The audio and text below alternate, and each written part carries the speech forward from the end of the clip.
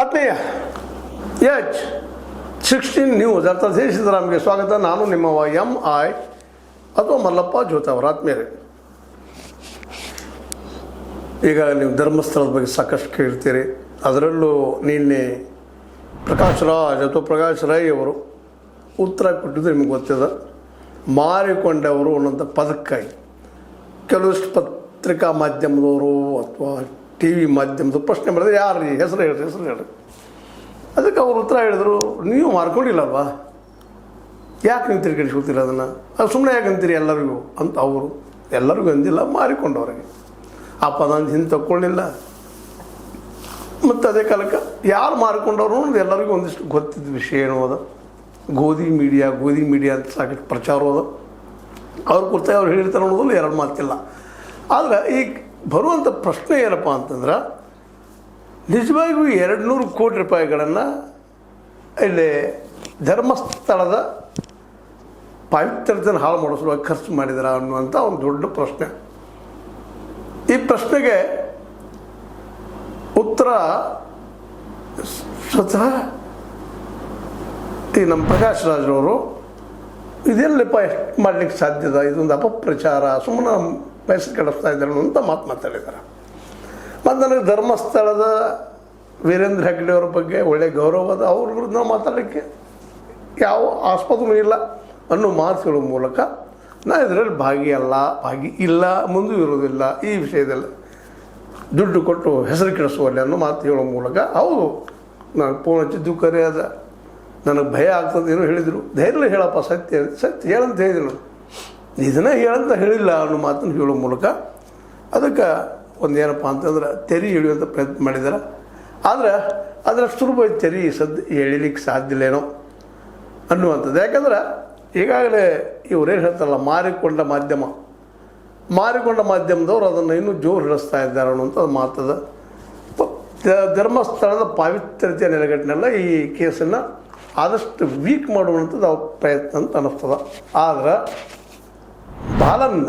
Advocate Balan ಅವ್ರು ಮಾತ್ರ ಸ್ಪಷ್ಟವಾಗಿ ಹೇಳ್ತಾ ಇದ್ದಾರೆ, ಈ ಎರಡೂ ಮಾತುಗಳು ಯಾವುವು, ಮೊದಲ ಚಿನ್ನಯ್ಯ ಅಥವಾ ಭೀಮ ಹೇಳಿದ ಮಾತು, ಇವತ್ತು ಉಲ್ಟಾ ಹೊಡೆದಿದ್ದ ಮಾತು ಗಮನಿಸಿದಾಗ ಸ್ವತಃ ಚಿನ್ನಯ್ಯ ಹೇಳಿದರು ಮೊದಲನೇದಾಗಿ ಆ ಎಲ್ಲ ಏನಪ್ಪ ಅಂತ ಹೋರಾಟಗಾರರನ್ನು ಕಲಿಸಿದ್ರು, ಅವ್ರು ಹೇಳಿದಂಗೆ ಮಾತಾಡಲಿ ಅಂತೇಳಿ ಹೇಳಿದರು. ಅವ್ರು ದುಡ್ಡು ಕೊಟ್ಟರು, ಅವ್ರು ಹೇಳಿದಂಗೆ ಕೇಳ್ಕೊಂಡು ಮಾಡಿನಿ ಅನ್ನೋಂಥ ಮಾತು ಮಾತಾಡಿದ. ಇವತ್ತು ಈ ರೀತಿ ಉಲ್ಟಾ ಹೊಡೆದಕ್ಕೆ ಮತ್ತೆ ಯಾರು ದುಡ್ಡು ಕೊಟ್ಟಿದ್ದನ್ನು ಮಾಡಿಸ್ಲಿಕ್ಕೆ ಇಚ್ಚಿದ್ದಾರೆ.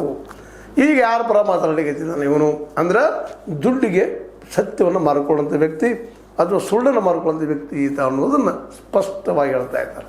ಅದಕ್ಕೆ ಅವರು ಹೇಳಿಬಿಟ್ಟಿದ್ದಾರೆ ಬಾಲನ್ನವರು. ಇಲ್ಲ, ಇವತ್ತು ಪ್ರಕಾಶ್ ರಾಜ್ ಅವರು ನೇರವಾಗಿ ಮಾತಾಡ್ತಾರೆ, ದಿಟ್ಟವಾಗಿ ಮಾತಾಡ್ತಾರೆ.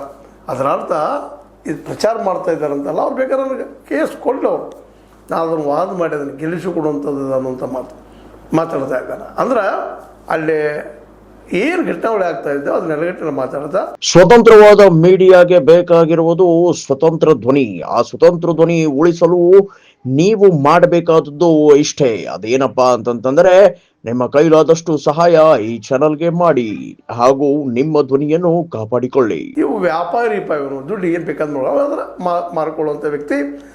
ಇವತ್ತು ಯಾರು ಸಹಾಯ ಪಡ್ತಾರೆ. ಮತ್ತು ಇವತ್ತಿಗೆ ಹೈಕೋರ್ಟಿಗೆ ಬಂದು ಕೇಸ್ ಕೊಡೋ ಮೊದಲಿಗೆ ತನಗೆ ಜಾಮೀನು ತೊಗೊಳ್ಳಿಕ್ಕೇನೋ ವಕೀಲ ಸಿಕ್ಕಿರಲಿಲ್ಲ, ಒದ್ದಾಡಿಟ್ಟ, ಹಲವು ಜನ ಜೈಲದಲ್ಲಿ ಬಿದ್ದ. ಇವತ್ತು ಹೈಕೋರ್ಟಿಗೆ ಬಂದು ಕೇಸ್ ಆಗ್ತಾ ಇದ್ದಾನೆ. ಅದೇ ಕಾಲ ಧರ್ಮಸ್ಥಳ ಒಂದು ದೊಡ್ಡ ಲಾಸ್ದಲ್ಲಿ ದಿನನಿತ್ಯ 1000 ರೂಪಾಯಿ ಬಾಡಿಗಿದ್ದಂಥ ಲಾಸ್ದಲ್ಲಿದ್ದ ವಾದ ಮಾಡಿಸ್ತಾ ಇದ್ದಾನೆ. ಇದು ದುಡ್ಡು ಕೊಡೋರು ಯಾರು, ಇವನ ಅರ್ಥ ಮೂಲ ಏನು ಅಂತ. ಅದಕ್ಕಾಗಿ ಅವನನ್ನು ಎನ್ಕ್ವೈರಿ ಆಗಬೇಕಾಗ್ಯದ, ಇವತ್ತು ಅವನದೇ ಆಗಬೇಕಾಗ್ಯದ. ಚೆನ್ನೈದು ಅಥವಾ ಈ ಒಬ್ಬ ಭೀಮಂದು ಯಾಕೆ ಅವತ್ತು ಹಂಗೆ ಹೇಳಿದ್ರೆ ಇವತ್ತು ಈ ರೀತಿ ಆಗಿ ಹೇಳ್ತಾ ಇದ್ದೀಯಾ ಅಂತೇಳಿ. ಆ 200 ಕೋಟಿ ರೂಪಾಯಿ ಬಗ್ಗೆ ತನಿಖೆ ಆಗಬೇಕಾಗಿತ್ತು. ತನಿಖೆ ಭಾಳ ಮಹತ್ವದ, ತನಿಖೆನೂ ಆಗ್ತಾ ಇಲ್ಲ. ಇಲ್ಲೇ ಹೋರಾಟಗಾರರು ಏನು ಪ್ರಶ್ನೆ ಅದಪ್ಪ ಅಂತಂದ್ರೆ, ಹಿಂದೆ ಜನದವ್ರು ಕೊಂದವ್ರು ಯಾರು ಅಂತ ಇಲ್ಲಿವರೆಗೆ ತನಿಖೆ ಮಾಡಿದ್ರು. ಯಾರು ಹೆಸರು ಹೇಳಿದ್ರು ಅವರು? ತನಿಖೆ ಆಯಿತು ಅವ್ರದ್ದು. CBI ಆಯಿತು, ED ಆಯಿತು, CBI ಆಯಿತು, ಅದೇ ಕಾಲಕ್ಕೆ IT ಆಯಿತು, ಅದರ ನಂತರದಲ್ಲ CID ಆಯಿತು. ಎಲ್ಲನೂ ಅವ್ರು ಯಾರು ತಪ್ಪು ಮಾಡಿದಾರ ಅಥವಾ ಯಾರದಾರೋ ತನಿಖೆನೂ ಆಗಿಲ್ಲ. ಹಾಗಾದರೆ ಸೌಜನ್ಯಾಳ ಹತ್ಯೆ ಆಗಿದ್ದು, ವೇದವಲ್ಲಿ ಹತ್ಯೆ ಆಗಿದ್ದು, ಅದೇ ಕಾಲಕ್ಕೆ ನಾರಾಯಣ ಅವರು ಹತ್ಯೆ ಆಗಿದ್ದು, ಆನೆ ಮಹತ್ತೊಂದು ಜೊತೆಗೆ ಅವ್ರ ಸಹೋದರಿ ಹತ್ಯೆ ಆಗಿದ್ದು, ಇವೆಲ್ಲ ಸುಳ್ಳ. ಪದ್ಮಲತಾ ಅವ್ರ ಹತ್ಯೆ ಆಗಿದ್ದು ಸುಳ್ಳ. ನಡೆದಿಲ್ವ, ಇದು ಮಾಡಿದವ್ರು ಯಾರು, ಅದನ್ನು ಕೇಳ್ತಾ ಇದ್ದಾರೆ. ಅದಕ್ಕೆ ಉತ್ತರ ಯಾರು ಹೇಳ್ತಾ ಇಲ್ಲ, ಅದನ್ನ ಎನ್ಕ್ವೈರಿ ಆಗ್ತಾ ಇಲ್ಲ. ಈಗ ಸರಿಯಾದ ದಿಕ್ಕಿನಲ್ಲಿ SIT ಹೊರಟದ, ಒಂದೇನೋ ಹೊರಗೆ ಆಗ್ತಾ ಇದೆ, ಅದಕ್ಕೆ ಆಸ್ಪದ ಮಾಡೋದು ಬಿಟ್ಟ ಈಗ ದಿಶಾಬಲ್ ಮಾಡುವಂಥದ್ದು CBI ಮಾಡ್ತೀವಿ, ಅದನ್ನು ಮಾಡ್ತೀವಿ ಅನ್ನುವಂಥ ಮಾಡಿಸ್ರಿ ಅಂತ ಹೇಳೋದು. CT ರವಿ ಕೇಳಿದ್ದಾಗಿರ್ಬೋದು, ಮತ್ತಾರು ಆಗಿರ್ಬೋದು. ಇದು ಮತ್ತೊಂದು ಕಡೆ ಇದು ದಿಶಾಬಲ್ ಮಾಡಿದ್ದು. ಈಗಾಗಲೇ CBI ಆಗ್ಯದ, ಸಂತೋಷ್ ರಾವ್ ಅದರಲ್ಲಿಲ್ಲಪ್ಪ ನಿರ್ದೋಷಿ ಅಂತ ಬಂದುಬಿಟ್ಟದ ಈಗಾಗಲೇ. ಇವೆಲ್ಲ ಆಗಿದ್ದದ, ಮತ್ತು ಅದ್ರ ಮಾಡಿಸುವಂಥದ್ದು ಏನದ. ಅದಕ್ಕಾಗಿ SIT ರಿಪೋರ್ಟ್ ಹೊರಗೆ ಬರೋ ಜೊತೆಗೆ ಈ SITಯಿಂದನ ಈ ಕೊಲೆ ಆದಂಥವು ಇದರಿಂದ ಯಾರು ತೆಗಿಬೇಕಾಗ್ಯದ ಅನ್ನುವಂಥ ಮಾತನ್ನು ಸ್ಪಷ್ಟವಾಗಿ ಹೇಳ್ತಾ ಇದ್ದಾರೆ. ಅದೇ ಕಾಲಕ್ಕೆ ಈಗ ನಾವು ಈ ಅನಾಮಧೇಯ ಹೆಣಗಳಾಗಿರ್ಬೋದು, 74 ಅನಾಮಧೇಯ ಅಸಹಜ ಸಾವುಗಳಿದೆ, ಅದ್ರ ಬಗ್ಗೆ ನಾವು ಇವತ್ತು ಪ್ರಶ್ನೆ ಮಾಡ್ತಾ ಇದ್ದೀವಿ. ಅದಕ್ಕೆ ಉತ್ತರ ಕೊಡಬೇಕಾಗಿದೆ. ಭೂಮಿ ಕಳ್ಕೊಂಡವ್ರ ಬಗ್ಗೆ ಉತ್ತರ ಕೊಡಬೇಕಾಗಿದೆ ಈ ಹೋರಾಟಗಾರರಿಗೆ. ಅದಕ್ಕಾಗಿ ಹೋರಾಟಗಾರರು ಇಲ್ಲ, ಅವ್ರ ಪರವಾಗಿ ಇವತ್ತು ಕೋರ್ಟ್ನಲ್ಲೂ ಸಹಿತ ಹೋರಾಟ ಮಾಡ್ತಾ ಇದ್ದೀವಿ ಮತ್ತು ನಾವು ಉಳಿಸ್ಕೊಳ್ತೀವಿ, ಇದ್ರ ಗೆಲ್ತೀವಿ ಅನ್ನೋಂಥ ಆತ್ಮವಿಶ್ವಾಸನ ವ್ಯಕ್ತಪಡಿಸ್ತಾ ಇದ್ದಾರೆ. ಯಾರು? ಬಾಲನ್ನವರು. ಅಂದರೆ ಇದೇ ಕಾಲಕ್ಕೆ ನಮ್ಮ ಹೋರಾಟಗಾರರಿಗೆ ಸಹಿತ ಕೆಲವೊಂದಿಷ್ಟು ಏನಪ್ಪ ಅಂದ್ರೆ ಸಲಹೆ ಏನಪ್ಪ ಅಂತಂದರೆ, ಹೌದು ಅವರಿಗೆ ಸಂಶಯ ಅದ, ವೀರೇಂದ್ರ ಹೆಗ್ಡೆಯವ್ರ ಮೇಲೆ ಆಗಿರ್ಬೋದು ಅಥವಾ ಇನ್ನುಳಿದವ್ರ ಮೇಲೆ ಆಗಿರ್ಬೋದು, ಮಾಡಲಿ ಆರೋಪಗಳನ್ನು. ಆದರೆ ಆರೋಪ ಮಾಡುವಲ್ಲಿ ಏನೈತಪ್ಪ ಅಂತಂದ್ರೆ ಏನೋ ತೇಜೋವಧಿ ಆಗಿರಬಾರ್ದು, ಇವರ ಮಾಡಿದಂತೆ ಈಗ ಡಿಸೈಡ್ ಆಗುವಂಥದ್ದಲ್ಲ. ಇನ್ನೂ ಎಲ್ಲೂ ಅದು ರೆಕಾರ್ಡ್ ಸಿಕ್ಕಿಲ್ಲ ಇಲ್ಲಿವರೆಗೆ, ಅವ್ರು ಇಲ್ಲ ಅಂತ ಹೇಳ್ತಾ ಇದ್ದಾರೆ. ಅದು ಇನ್ನು ತನಿಖೆ ಆದ್ಮೇಲೆ ಹೇಳುವಂಥದ್ದು. ಅಡ್ವಾನ್ಸ್ ಆಗಿ ಒಬ್ಬರನ್ನು ಆರೋಪಿಯನ್ನಾಗಿ ಅಪರಾಧಿನಾಗಿ ಮಾಡೋದು ತಪ್ಪು ಅಂತೇಳಿ ಹೈಕೋರ್ಟ್ ಇದ್ದಿದ್ದು ಮಟ್ಟನ್ನವರು ತರಾಟೆ ತೊಗೊಂಡಿದ್ದು ಸಮಯೋಚಿತನ ಅಂತ ಹೇಳ್ಬೇಕಾಗ್ತದೆ. ನಿಮಗೆ ಹೋರಾಟದ ಇಲ್ಲಂತಲ್ಲ, ಸತ್ಯ ಹೊರಗೆ ಹಾಕೋದದ. ಅವರೇ ಇದ್ದಾರಂತ ಅನ್ನೋ ನೆಲೆಗಟ್ಟಿನಲ್ಲಿ, ಆರೋಪ ನೆಲೆಗಟ್ಟಿನಲ್ಲೇ ಕೆಲವೊಂದಿಷ್ಟು ಅಭದ್ರವಾದ ಭಾಷೆಯನ್ನು, ಅವಾಚ್ಯ ಭಾಷೆಯನ್ನು ಬಳಸೋದು ತಪ್ಪು ಅನ್ನುವಂಥ ಮಾತುಗಳ ಜೊತೆಗೆ ಇದು ಮಾಡಿಕೊಡುವುದು ಅಂತ ಹೇಳ್ತಾ ಇದ್ದಾರೆ. ಇದೆಲ್ಲನೂ ಸತ್ಯನ. ಯಾಕಂತಂದರೆ ನಮಗೆ ಬೇಕಾಗಿದ್ದು ಸತ್ಯ ಹೊರಗೊಳ್ಬೇಕಾಗಿತ್ತು. ಇಲ್ಲಿ ಕೊಂದವರು ಯಾರು ತಿಳಿಬೇಕಾಗಿತ್ತು, ಅದರ ನೆಲೆಗಟ್ಟಿನಲ್ಲಿ ಹುಡುಕಾಟ ಆಗಬೇಕು ವಿನಃ ಅದನ್ನ ಬಿಟ್ಟು ಬೇರೆ ಕಡೆ ಅಲ್ಲ ಅನ್ನುವಂಥ ಮಾತುಗಳು. ಒಟ್ಟಾರೆಯಾಗಿ ಇದೆಲ್ಲ ಗಮನಿಸಿದಾಗ ಪ್ರಕಾಶ್ ರಾಜರ ಹೇಳಿಕೆ ಸ್ಪಷ್ಟ ಅದ, ನಂದಿಲ್ಲಪ್ಪ ಎನ್ಕ್ವೈರಿ ಆಗಲಿ ಅನ್ನುವಂಥ ಮಾತದ. ಅದೇ ಕಾಲಕ್ಕೆ ಬಾಲನ್ನವರಂತೂ ಸ್ಪಷ್ಟವಾಗಿ ಹೇಳ್ತಾ ಇದ್ದಾರೆ, ಇಲ್ಲಿ ನಡೆದ ಘಟನೆಗಳಿಗೆ ಯಾರಪ್ಪ ಕಾರಣಕರ್ತರು ಅವರನ್ನು ಹುಡುಕುವಂಥದ್ದು. ಇವತ್ತು ಮೊದಲದು SIT ಪೂರ್ಣ ತನಿಖೆಯನ್ನು ಮುಗಿಸ್ರಿ. ಆಲ್ರೆಡಿ ಒಂದು ಮಾತನ್ನು ಹೇಳುವಂಥದ್ದು ಏನಪ್ಪ ಅಂದರೆ, ದೊಡ್ಡ ಪ್ರಶ್ನೆಯನ್ನು ಮಾಡ್ತಾ ಇದ್ದಾರೆ ಬಾಲನ್ನವರು. ಹೌದ್ರಿ, ಆ ಬಂಗ್ಲೆ ಗುಡ್ಡೆ ಮೇಲೆ ಬಿದ್ದಂಥ ಸಾವಿರಾರು ಮೂಳೆಗಳು ಯಾರು ಅವು? ಅದು ಸ್ಮಶಾನವಲ್ಲ, ಏನೂ ಅಲ್ಲ, ತಂದು ಹೆಣಗಳನ್ನ ಹೋಗಿದ್ದಾರೆ. ಅದು ಯಾರು ಹೋಗಿದ್ರು ಅನ್ನೋದ್ರ ತನಿಖೆ ಆಗಬಾರ್ದು. FSL ರಿಪೋರ್ಟ್ ಪ್ರಕಾರ ಮಕ್ಕಳು, ಹೆಣ್ಣುಮಕ್ಕಳು, ಇನ್ನುಳಿದವ್ರ ಮೂಳೆಗಳಿದ್ದಾವೆ ಅಂತೇಳಿ ಸ್ಪಷ್ಟ ಆಗ್ತಾ ಇದೆ. ಇದು ತನಿಖೆ ಯಾವಾಗ ಆಗುವಂಥದ್ದು? ಇದ್ರ ಹಿಂದಿದ್ದಂಥವ್ರು ಯಾರು? ಅವ್ರು ಕರೆಸಿ ಯಾಕೆ ತನಿಖೆ ಮಾಡಬಾರ್ದು ಅನ್ನೋ ದೃಷ್ಟಿಯಲ್ಲಿ ಅವ್ರು ಮಾತಾಡಿ, ಇದು ಇನ್ನೂ ಮುಗಿದಿಲ್ಲ, ಇದನ್ನು ಮುಗಿಸುವಂಥ ದಿಶಾಬಲ ಮಾಡುವಂಥ ಕೆಲಸವನ್ನು ಈ ಚೆನ್ನೈನ ಮೂಲಕ ಮಾಡಿಸ್ತಾ ಇದ್ದಾರೆ. ಮಾಡಲಿ. ಆದರೆ ಇವತ್ತಿನ ಚೆನ್ನೈನ ಹಿಂದಿದ್ದಂಥವ್ರು ಯಾರು? ಅದನ್ನು ಹೊರಗೆ ತೆಗೆಯುವಂಥ ಕೆಲಸ ಆಗಬೇಕಾಗಿದೆ ಈ ತನಿಖಾ ಸಂಸ್ಥೆಗಳಿಂದ. ಇದು ಹೊರಗೆ ಬಂದಾಗ ಇದರ ಮೂಲ ಇಲ್ಲದ ಅಲ್ಲಿ ಹೋಗ್ತದೆ ಇದು ಅಂತೇಳಿ. ಯಾಕಂದರೆ ಇವತ್ತು ದುಡ್ಡಿಲ್ಲಂಥ ವ್ಯಕ್ತಿ ಇವತ್ತು ಆಯುಷ್ಯಾರಾಮಿ ಒಂದು ಹೋಟೆಲ್ದಲ್ಲಿ ಇದ್ಕೊಂಡು, ಅದು ಹೈಕೋರ್ಟ್ನ ವಕೀಲರು, ಹೈಫೈ ವಕೀಲರನ್ನು ಇಟ್ಕೊಂಡು ವಾದ ಮಾಡಿಸ್ತಾ ನಿಲ್ಲಿಸಿದ್ದಾರೆ. ಅದೇ ಕಾಲಕ್ಕೆ ಹೋರಾಟಗಾರರ ಧ್ವನಿಯನ್ನು ಬಂದು ಮಾಡಿಸ್ಲಿಕ್ಕೆ ಪ್ರಯತ್ನ ಮಾಡ್ತಾ ಇದ್ದಾರೆ. ಅದಕ್ಕೆ ಇದೇ ದುಡ್ಡು ಪೇ ಮಾಡೋರು ಯಾರು? ಅವ್ರಿಗೆ ಆಸಕ್ತಿ ಏನು, ಹಿತಾಸಕ್ತಿ ಏನು, ಅವ್ರ ಮೇಲೆ ಪ್ರೀತಿ ಅಷ್ಟಿದ್ರೆ ಈ ಹಿಂದನ ಈ SIT ಎನ್ಕ್ವೈರಿ ಮಾಡ್ಬೋದು, ಪೊಲೀಸ್ ಎನ್ಕ್ವೈರಿ ಮಾಡೋ ಮುಂದೆ ಅವ್ರನ್ನ ಬಿಡದೇ ಇದ್ದಾಗ ಅವ್ರನ್ನ ಬಿಡಿಸ್ಕೊಳ್ಳಿಲ್ಲ. ಯಾಕೆ? ಅವ್ರಿಗೆ ದುಡ್ಡು ಇರಲಿಲ್ಲ ಆ ಸಂದರ್ಭದಲ್ಲಿ. ಈಗ ದುಡ್ಡು ಎಲ್ಲಿದು ಬಂತು ಅಂತ ಹಾಗೂ ದುಡ್ಡಿಗೆ ಮಾಡಿದ ಇಲ್ಲ, ವಕೀಲರು ಕೊಟ್ಟರು, ಹೋರಾಟಗಾರರು ಕೊಟ್ಟರು, ಅವ್ರು ಕೊಟ್ಟರು, ಇವ್ರು ಕೊಟ್ಟರು ಹೇಳಿದರು.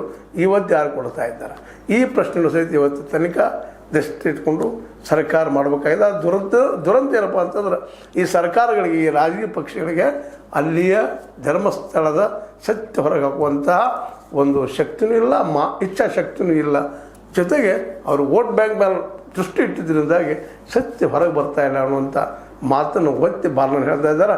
ಆದರೂ ಕೋರ್ಟ್ ಮೂಲಕ ನಾವು ಈ ಸತ್ಯ ಹೊರಗೆ ತರ್ತೀವಿ ಅನ್ನುವಂಥ ಒಂದು ಕಾನ್ಫಿಡೆನ್ಸ್ ಆಗಿ ಹೇಳೋದನ್ನು ನೋಡಿದಾಗ ಇನ್ನೂ ಈ ಕೇಸ್ ಸತ್ಯಲ್ಲ ಸಿಗುತ್ತಾ ಇದೆ, ಇದನ್ನು ಯಾವುದೇ ರೀತಿ ಮುಚ್ಚಾಗ್ಲಿಕ್ಕೆ ಸಾಧ್ಯ ಇಲ್ಲ ಅನ್ನುವಂಥ ಒಂದು ಧ್ವನಿ ಹೊರಗೆ ಬರ್ತಾ ಇದೆ. ಇದು ಸತ್ಯವಂತರಿಗೆ ಧೈರ್ಯ ತುಂಬುವಂಥದ್ದು, ಕಾನ್ಫಿಡೆನ್ಸ್ ಬರುವಂಥದ್ದು. ಅಣ್ಣಪ್ಪ ಸ್ವಾಮಿ ಮತ್ತು ಮಂಜುನಾಥ ಸ್ವಾಮಿ ನಮ್ಮನ್ನು ಉಳಿಸಬಹುದು, ಸತ್ಯ ಹೊರಗೆ ತರಬಹುದು ಅನ್ನೋಂಥ ಭರವಸೆಯನ್ನು ಮತ್ತೊಮ್ಮೆ ಮೂಡಿಸಿ ಅಂತ ಹೇಳ್ತಾ, ಒಟ್ಟಾರೆಯಾಗಿ ಈ ನಡೆದಂಥ ಡೆವಲಪ್ಮೆಂಟ್ಗಳು ಮಾತ್ರ ಅದನ್ನು ಆದಷ್ಟು ದಿಶಾಬಲ ಮಾಡೋದು ನಡೆದ ವಿನ ಸತ್ಯ ಹೊರ ಹಾಕೋದಲ್ಲ. ಆದರೆ ಇಲ್ಲಿ ಹೋರಾಟಗಾರರಿದ್ದಾರೆ, ಜೊತೆಗೆ ಬಾಲನಂತ ವಕೀಲರು ಪ್ರಕಾಶ್ ರಾಜ್ ಅಂತವರು ಒಂದು ವಿಚಾರವಾದಿಗಳು ಇದ್ರ ಜೊತೆ ಬೆಲೆ ಹತ್ತಿದ್ರಿಂದಾಗಿ ಒಂದು ನಿಶ್ಚಿತವಾಗಿ ಒಂದು ಯಾವುದಾದ್ರೂ ಖಚಿತವಾದಂಥ ಸತ್ಯ ಹೊರಗೆ ಬರ್ತದೆ ಅನ್ನುವಂಥ ಮತ್ತು ಈ ಕೊಂದವರು ಯಾರು ಅನ್ನೋದು ಹಿಂದಿಲ್ಲ ಸಿಕ್ತಾರೆ ಅನ್ನುವಂಥ ಭರವಸೆ ಹೋರಾಟಗಾರರಲ್ಲಿದೆ, ಜೊತೆಗೆ ಜನಸಾಮಾನ್ಯರಲ್ಲೂ ಅದ ಅನ್ನೋದನ್ನು ಮತ್ತೆ ಹೇಳ್ತಾ ಇದು ನಿಮಗೆ ಲೈಕ್ ಆಗಿರ್ಬೋದು, ಲೈಕ್ ಮಾಡಿ ಶೇರ್ ಮಾಡಿ ಕಮೆಂಟ್ ಮಾಡಿ, ಜೊತೆಗೆ ಸಬ್ಸ್ಕ್ರೈಬ್ ಮಾಡಿ. H16 ನ್ಯೂಸ್ ಅರ್ಥಾತ್ ಹೇ ಸೀತಾರಾಮನ್ ಸತ್ಯಕಾಗಿರಲಿ ವಂದನೆಗಳು. ಆತ್ಮೀಯ ಸಾರ್ವಜನಿಕರಲ್ಲಿ H16 ಅರ್ಥಾತ್ ಹೇ ಸೀತಾರಾಮದಿಂದ ಒಂದು ಮನವಿ. ಈ ಸಂಸ್ಥೆ ಭ್ರಷ್ಟಾಚಾರ, ಅನ್ಯಾಯ, ಅತ್ಯಾಚಾರಗಳಿಂದ ನೊಂದವರ ವೇದಿಕೆ, ಅನ್ಯಾಯಕೋರರ, ಭೂಗಳ್ಳರ, ನಶಾ ಸಾರಾಯಿ ಮಾಫಿಯಾಗಳ ವಿರುದ್ಧದ ಧ್ವನಿ, ರೈತರ, ಕೂಲಿಕಾರ, ಕಾರ್ಮಿಕರ, ಬಿದ್ದ ಸಮುದಾಯ ಜನರ ಧ್ವನಿ ಬೆಂಬಲವಾಗಿ ನಿಂತು ತನುಮನ ಧನದ ಸಹಾಯಕ್ಕೆ ಸಾರ್ವಜನಿಕರಲ್ಲಿ ಕೋರಿಕೆ. ದಾನದ ಸಹಾಯ ನೀಡಿ ಸ್ವಾತಂತ್ರ್ಯ ಪತ್ರಿಕೋದ್ಯಮ ಉಳಿಸಿ ಬೆಳೆಸಿ. ವಂದನೆಗಳು. ತಮ್ಮನ್ನೇ ನಂಬಿರುವ ಮಲ್ಲಪ್ಪ ಇ ಜೋತಾವರ್. ಈ ಕೆಳಗಿನ QR ಸ್ಕ್ಯಾನ್ ಮಾಡಿ ಅಥವಾ ಈ ನಂಬರ್ ಅಂದರೆ 7411402405ಗೆ ಇಲ್ಲ 9686864852ಗೆ ನೀವು ಫೋನ್ಪೇ ಮಾಡಿ, ಪೇಟಿಎಮ್ ಮಾಡಿ ಅಥವಾ ಇನ್ನಾವುದೇ ಮಾಧ್ಯಮದಿಂದ ಗೂಗಲ್ ಮೂಲಕ ಸಹಾಯ ಮಾಡಿ ಈ ಪ್ರಾಮಾಣಿಕ ಪತ್ರಿಕೋದ್ಯಮವನ್ನು ಉಳಿಸಿ ಅಂತ ಮತ್ತೊಮ್ಮೆ ಮನವಿ. ವಂದನೆಗಳು.